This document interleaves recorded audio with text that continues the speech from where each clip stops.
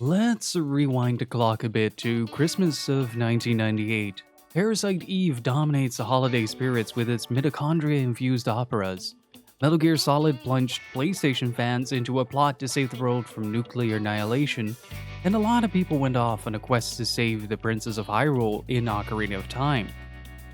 Exploring the streets of Dobuita and getting a hot dog at Tom's was still a concept being worked on, and Deadly Premonition was still an idea that Swery was yet to cook up.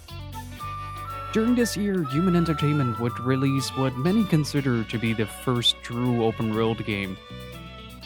Spawned from the brain of Daiichi Ishizuka, Mizzurna Falls would go on to be considered the crowning achievement, the swan song of Human Entertainment, whom prior to this game got their foot in the door of the horror genre with the iconic Clock Tower series. Mizzurna Falls would expand on the mechanics of Human Entertainment's prior titles, such as the limited amount of time as presented in Septentrion, otherwise known as SOS in the West, where the player had an hour of real time to escape a sinking ship, as well as being able to experience multiple endings similar to the Clock Tower series based on the various ways you could progress the story. His crowning achievement, however, was a project that, by the admission of the creator, had ambitions that exceeded the limitations of the hardware. This resulted in a game that was released with numerous bugs, weird and finicky means to progress, and a slew of ideas that, while incredibly ahead of their time, couldn't be fully realized. This is a game that has been on my radar for a very long time now, alongside titles like Racing Lagoon and Kowloon's Gate. And it is thanks to the tireless efforts of a few dedicated fans the game is now available in English. It's a wonderfully compelling game to play as you step into the shoes of Matthew Williams, to investigate an ever-spiraling mystery that is bound to change the fate of Mizzurna Falls and its inhabitants forever.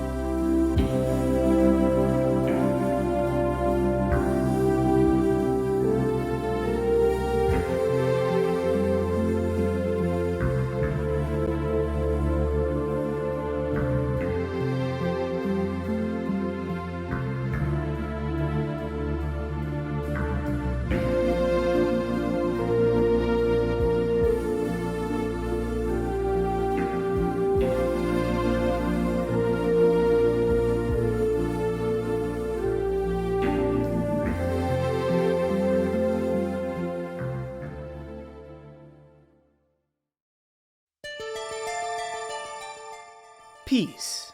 Tranquility. Attempted murder? A question mark felt throughout the town that shattered the idyllic day-to-day conduct of the people of Mizzurna Falls. It was early Christmas morning. Our protagonist, Matthew Williams, is awoken by the sound of his telephone ringing. It's his close friend, Winona Ringwald. Emma, the third in their trio of friends, has been reported missing. In no mood to return to bed, Matthew begins his day, but things go from bad to worse very quickly.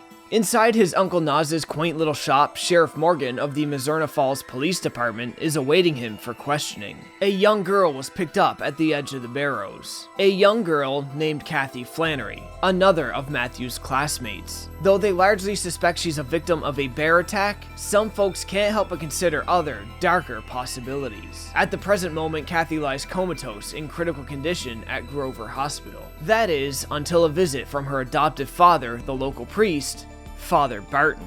At Father Barton's arrival, Kathy awakes, and upon seeing his face, she enters a panic. She begins screaming, and within moments, she flatlines. Such is the beginning of Matthew's very merry Christmas. With Kathy's death at the hospital and Emma still missing, the prologue ends, and the main game opens at the sheriff's department where Matthew is interrogated about Emma's last known whereabouts. After which we get introduced to the deputy and the recurring local delinquent Mel Aston, son of the largest real estate owner of Mizzurna Falls. Morgan suggests we have a talk with the man who initially found Kathy, Cohen Strasburg, the local forest ranger. From this point of the game, you're free to explore to your liking with your trusty beetle at your side to transport you from clue to clue. A lot of Mizzurna's narrative is constructed through conversational clues given by specific NPCs at specific times. The first step is easy enough to figure out. Visit Cohen's lodge on the edge of the forest, an extremely cozy place that I honestly wouldn't mind spending a weekend in. Cohen explains that he thinks that Emma is likely still alive, due to there being signs of a fire nearby. The only reason he found the body at all was because the forest felt strange to begin with.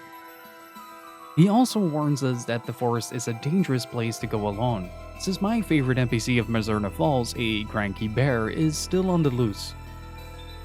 As mentioned before, you're supposed to get your clues from the context provided through conversations with the various inhabitants. It's your job to help Matthew put A and B together to continue the plot onwards. In this stage of the game, it's relatively easy to understand what the next step is. That is, to figure out what's going on in the forest and why there's a bear on the loose. And luckily, the town is of the same mindset, and the same day, a meeting is held to plan a search involving most of the adults of the town, including a very enthusiastic Nas.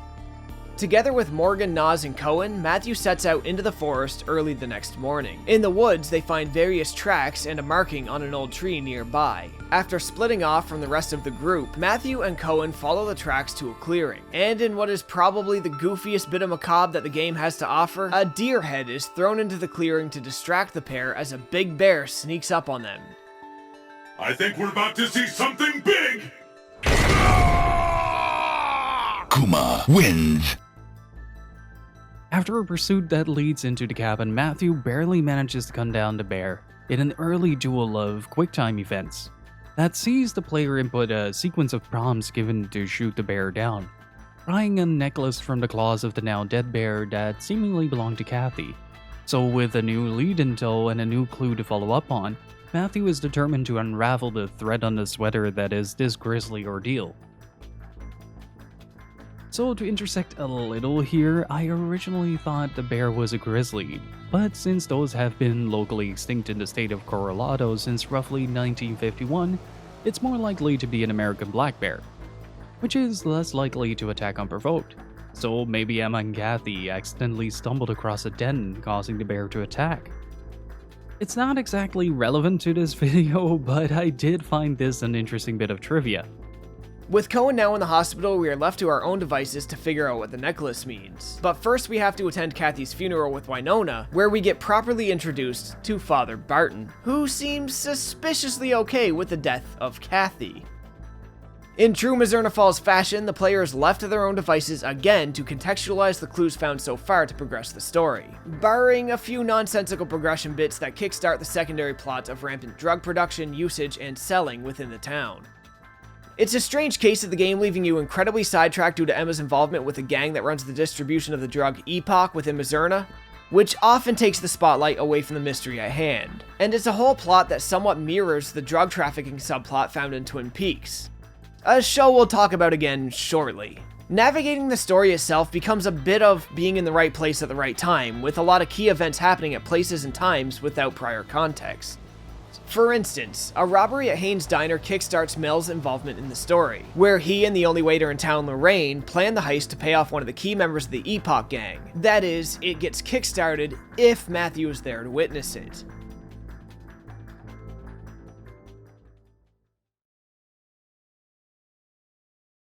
Having witnessed said robbery, Matthew develops something of an obsession with pinning Emma's disappearance on Mel, which feels a bit excessive at times, going the extra mile to try to convince Sheriff Morgan about Mel's involvement.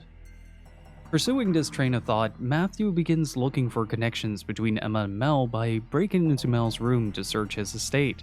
However, Matthew finds himself short on time when Mel arrives home unexpectedly, forcing Matthew to take cover in a closet, from which he overhears a phone call about a deal, only to later break into his room again to search for a stolen diary following a robbery at Emma's house that places Mel, Emma, and Kathy at a motel the day of her disappearance. It all has a somewhat misplaced intensity for our detective to be, and as Morgan likes to point out, is a very dangerous thing for Matthew to stick his nose in.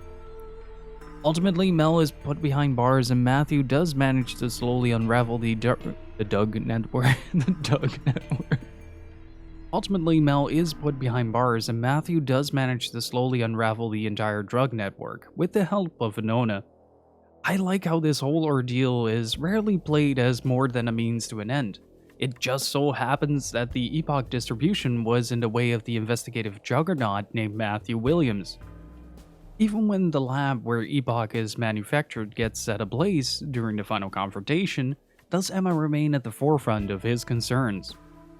So much like the way Twin Peaks unfolds two major intertwining plotlines which take turns in the spotlight, so too does Mizzurna Falls, juggling the disappearance of Emma and the eluded supernatural elements of the story.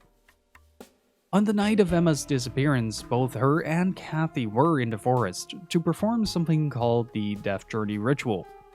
A ritual where the person partaking in it dies and gets resurrected. Emma, suffering from an existential crisis, sees this as a means to discover whether there's more to life than simply living.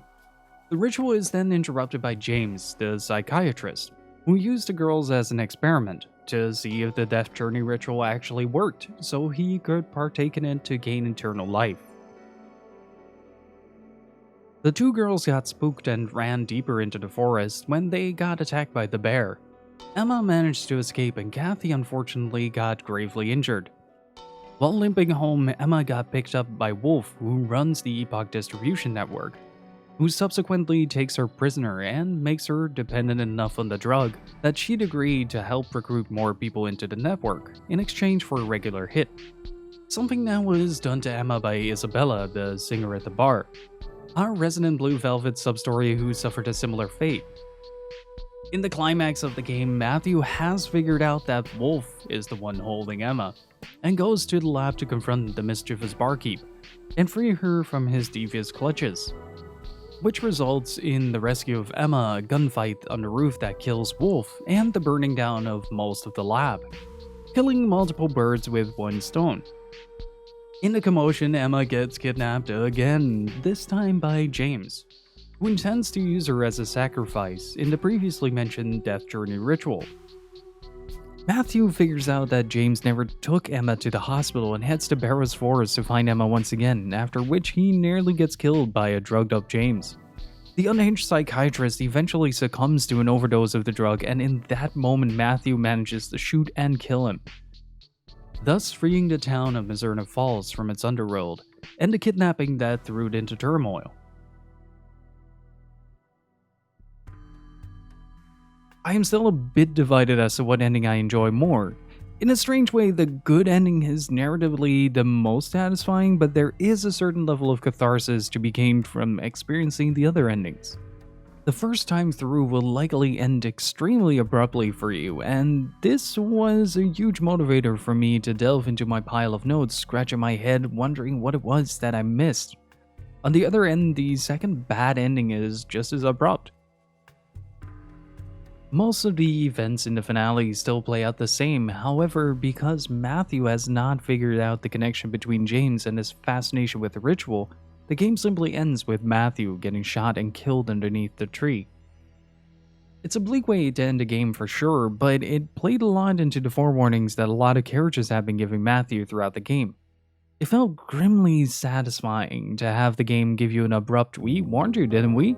before cutting to the credits.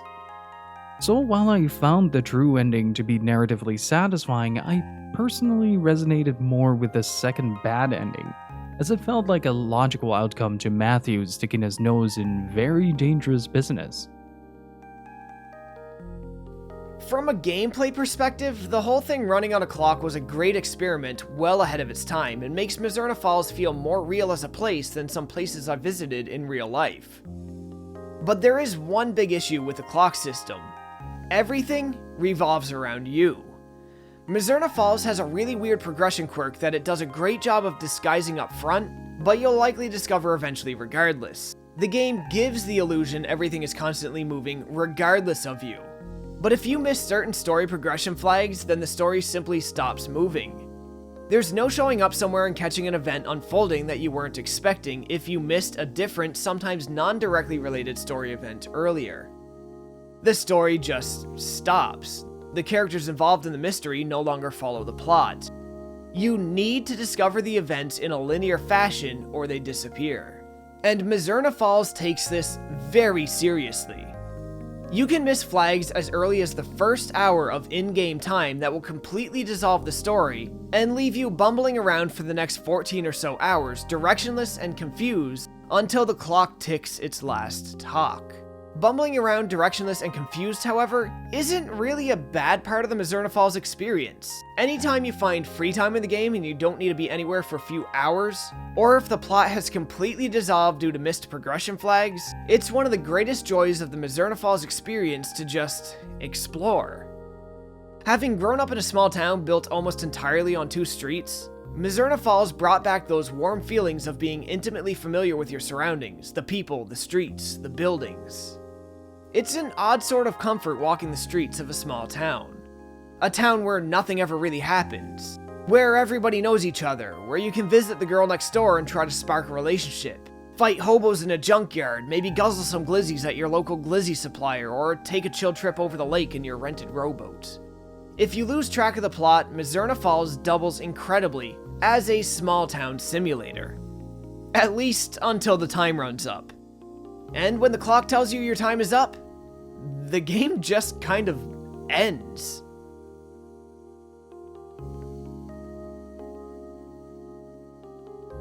It's really jarring, actually, but in a way I really appreciated. It was such a sudden and aggressive failure state whose bleak nature and message to the player to try again actually resonated with me. It felt like it wasn't the game that failed me, and it wasn't even that I failed the game. Rather, I failed the people of Mizzurna Falls. The people who were relying on me. The people I didn't take enough responsibility for while I had the chance. If only that one clue didn't escape my grasp, if only I could have paid more attention. It's bleak, but it's encouraging. And it made me realize just how involved in the world I, as a player, felt, despite how the world itself was actually built.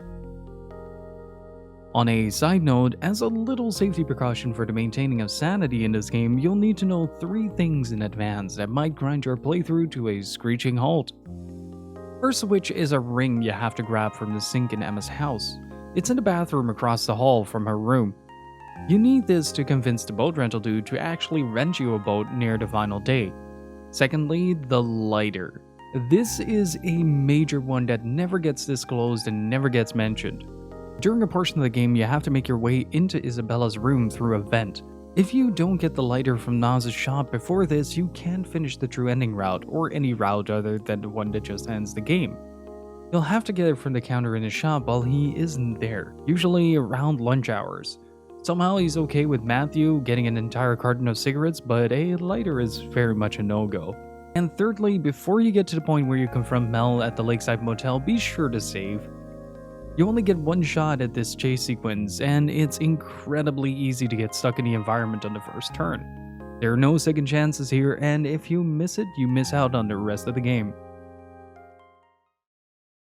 Now we would be remiss here as we observe the story to neglect mentioning Mizzurna Falls' obvious Lynchian inspirations, namely Twin Peaks and Blue Velvet. Twin Peaks' identity runs through the very core of this game, from the town to the characters to the mystery and all the abstract and spiritual concepts that sit within its heart.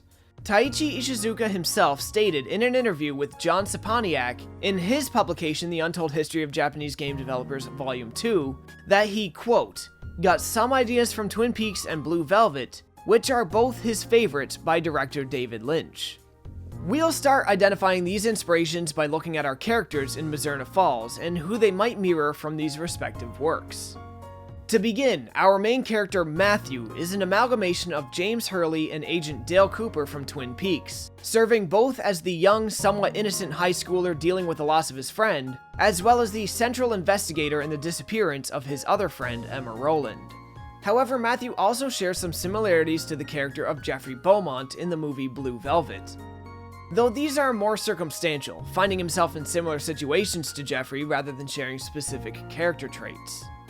We see this in one scene most specifically when Matthew is caught spying through a keyhole on a cabaret singer named Isabella, a plot-centric event also seen in Blue Velvet.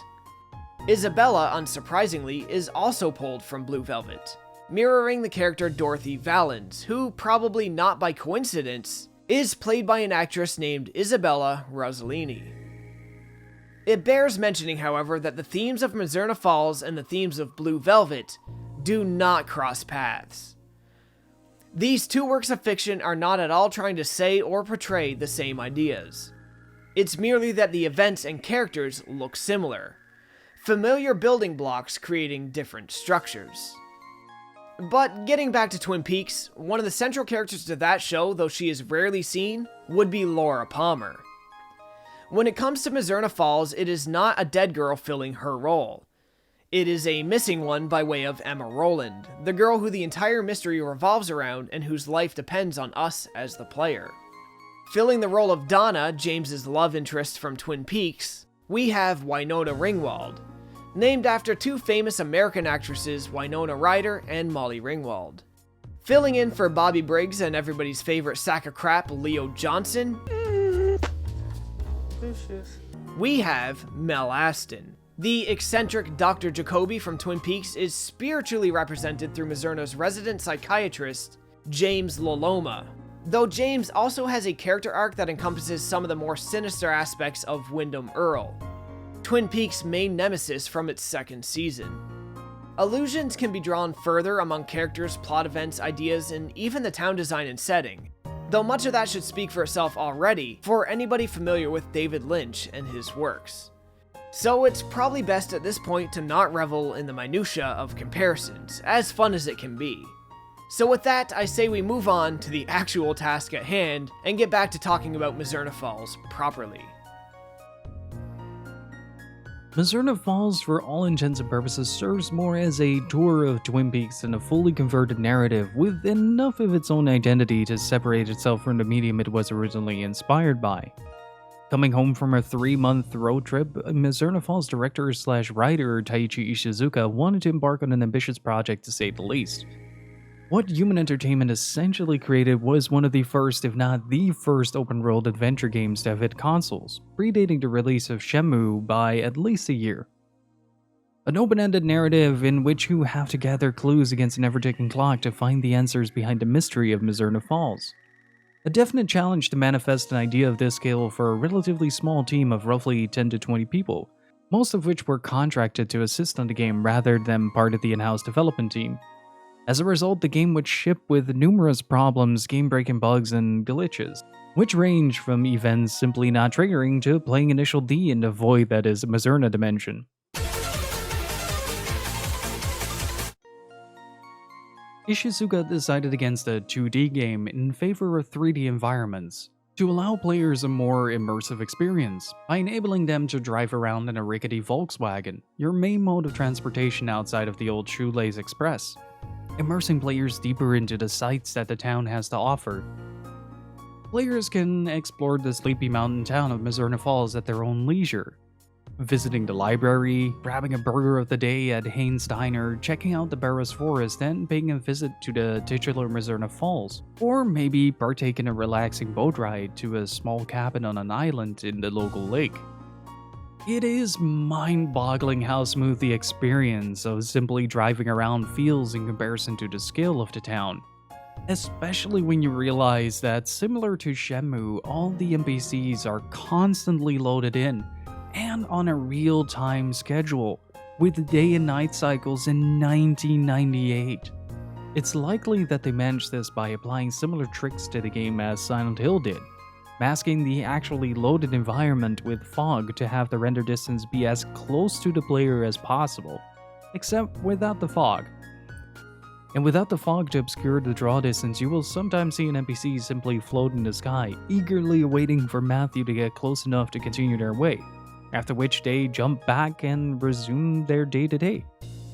I'm honestly not sure whether this was due to the fact that we were both playing on an emulated version, so our experience might differ from actual hardware.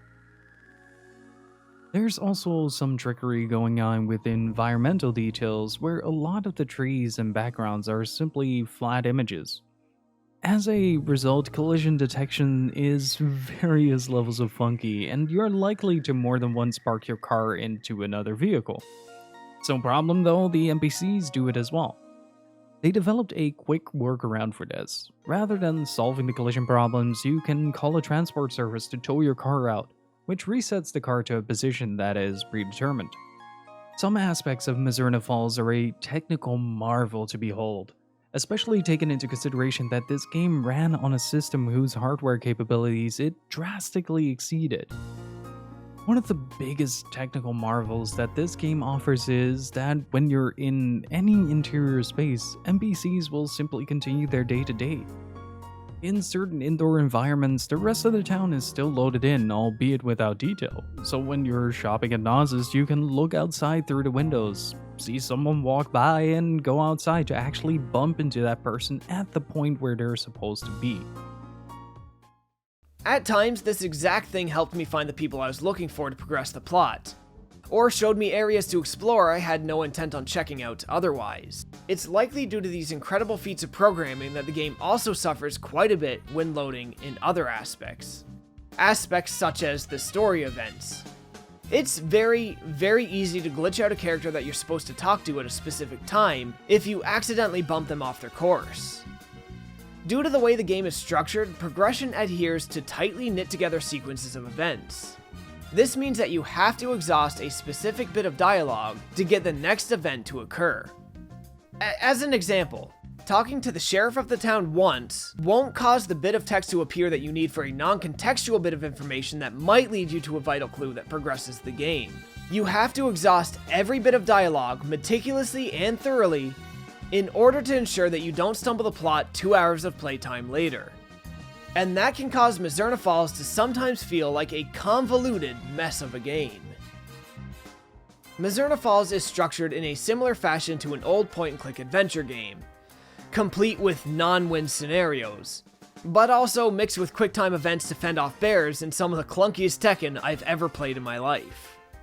If for nothing else, as the plot spirals out of control, your tasks of interviewing town members, participating in searches, challenging bears to gun duels, or racing a motorcycle in your Volkswagen Beetle offers a level of variety and interactivity well beyond what a title like this would naturally assume. Despite how it battles with its various mechanics and the hardware it was designed on, it remains a title well ahead of its time and still well worth looking back on, even if it wasn't truly designed to completion. Originally, the game was designed with a notebook mechanic similar to Ryo's journal in Shenmue. It would keep track of the events that you've experienced throughout the different playthroughs, and you as the player had to figure out which of these events were true clues towards solving the mystery that led to the true ending. This feature ended up getting scrapped in favor of spending more time to stabilize the game overall, and as a result, it's extremely easy to get lost in the game without keeping notes yourself. Which is something that I did over the course of the 4 playthroughs it took me to reach the true ending. It felt like drawing out a map for an old dungeon crawler, but instead you're slowly establishing a timeline of events, dissecting the important info, making notes on clues that might lead to progress later down the line, and so on. This created a genuine connection with the investigation, and upon realizing that it wasn't me that I had to convince of a potential clue about a drug deal that's going on in the motel, but rather that it was Matthew that needed to figure this out through proxy of the player, that Mizzurna Falls clicked in place. Since I was streaming my initial 2 playthroughs of the game, it became a collaborative effort between myself and Chad to figure out where to go next. Despite my personal enjoyment of feverishly taking notes, overthinking conversations, and running into dead ends over and over, this does prove to be a problem that the game frequently stumbles over. It's extremely easy to lose context of a situation and miss a crucial event to continue the game, leading to the game simply stopping in its tracks and basically becoming a blank piece of paper. To a certain degree, this is part of an intentional design, and another part is simply that the hardware that was meant to run the game wasn't capable of fully realizing it. According to several interviews, Ishizuka designed Mizzurna Falls around the idea that the player would need multiple playthroughs to get to the true ending, figuring out the mystery one step at a time and introducing a clear fail state upon missing critical story triggers. The game's clock slows down for no one, so missing these triggers is more of an inevitability than a happenstance, barring the occasional glitch preventing said trigger to actually trigger. So playing the game comes with the caveat that the first ending is more or less going to be the halfway point of your playthrough. Having a definitive fail state is a bold choice and something that will most likely be the biggest deterrent for people to give Mizzurna Falls a try. However, from my experience, the fact that you could just run into a dead end simply elevated the game. I became that much more invested and determined to figure out the keys to unlocking the mystery that disturbed the peace in the idyllic town, and also added the benefit of exploration, really allowing yourself to become enraptured in the quiet atmosphere of the wintry mountain landscapes, as I would occasionally visit Haynes' Diner to find out what the burger of the day was, or spend my evening practicing my fighting skills for the battle against drugs in Riverside Park. Though by no stretch of the imagination a perfect game, rather at best a somewhat functional one, Mizzurna Falls manages to create a lasting impression with the way its ambition was brought to life. And for as much as the team behind it struggled to put Taichi Ishizuka's vision to life, the end result is a game that serves as a phenomenal love letter to Twin Peaks, a time capsule for the earliest forms of open world, and a feast for people loving to bite down in the mysteries of human entertainment's swan song, Mizzurna Falls. Taichi Ishizuka has since retired from the video game industry to become a nature guide in the Canadian Rockies, pursuing his passion for hiking, exploring nature, and teaching people bear facts. Closing off his chapter developing games and embracing the things he loves to do most, leaving behind a mystery worth solving. Thanks for watching the video on Mizzurna Falls, and a massive thank you to Tarks Gauntlet for joining me on this fantastically bizarre ride of a game. Be sure to check out some of his content as well, especially if you're fascinated by deep dives into subjects like The Legend of Dragoon, the PlayStation Vita, Second Sight, and many more. See you all in the next one.